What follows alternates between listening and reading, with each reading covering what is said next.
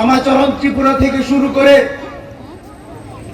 রাও কুমার রিয়া, নগেন্দ্র জমাতিয়া এবং অনেক শত শত প্রথম সারির নেতৃত্বে আন্দোলনের ফলে ত্রিপুরা রাজ্যে আমরা টিটিএডিসি পেয়েছি, যাতে এডিসি এরিয়ার মধ্যে যে সমস্ত জনসাধারণ বসবাস করে তাদের জন্য আমরা একটা সুন্দর পরিবেশ সৃষ্টি করতে পারি, তাদের আত্মসম্মান যাতে আমরা ফিরিয়ে দিতে পারি, তাদের আর্থিক সামাজিক উন্নয়ন যাতে আমরা করে দিতে পারি। আমরা 1949 সনে যখন স্বাধীন ভারতবর্ষের সঙ্গে স্বাধীন ত্রিপুরা রাজ্য যখন মার্চ করে মহারানী কাঞ্চনপ্রভা দেবীর নেতৃত্বে, তখন একটা অ্যাকর্ড সাইন করা হয়েছিল।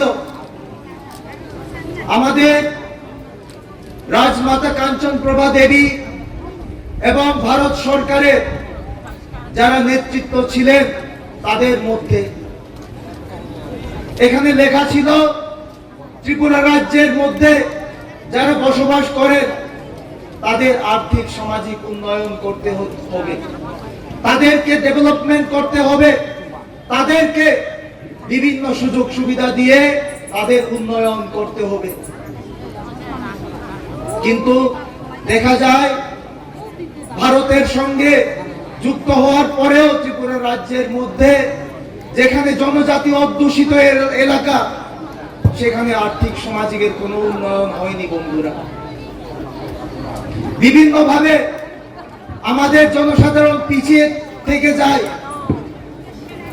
এবং তার জন্য আমাদের যে বিগত দিনের যে প্রথম সারির নেতৃত্বরা, এখানে আপনাদের সামনে আমাদের ফটোগুলো রয়েছে, শুধু উনারাই নয়, অনেক আরো হাজার হাজার নেতৃত্ব রয়েছে যারা এই টিটিএডিসির জন্য ফাইট করেছেন, জেল খেটেছেন, জঙ্গলে পালিয়ে বেরিয়েছেন এবং তাদের কঠোর পরিশ্রমের ফলে, তাদের আন্দোলনের ফলে আমরা টিটিএডিসিটা পেয়েছি।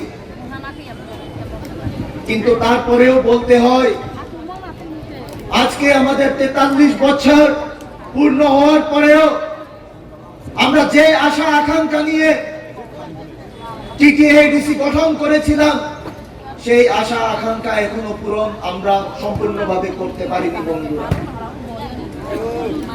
আর সেই কারণে বর্তমানে আমাদের বুবাগরা ময়দানে আরেকবার নেমেছেন, যাতে আমরা টিটিএডিসিতে সেই আর্থিক সামাজিক উন্নয়ন যেগুলো আমরা পাইনি, যে সম্মান আমরা পাইনি, সেই সম্মান যাতে আমরা আপনাদের ফিরিয়ে দিতে পারি, সেই আর্থিক সামাজিক উন্নয়ন যাতে আমরা টিটিএডিসির অন্তর্গত যেসব জনসাধারণ বসবাস করছে তাদেরকে দিয়ে দিতে পারি।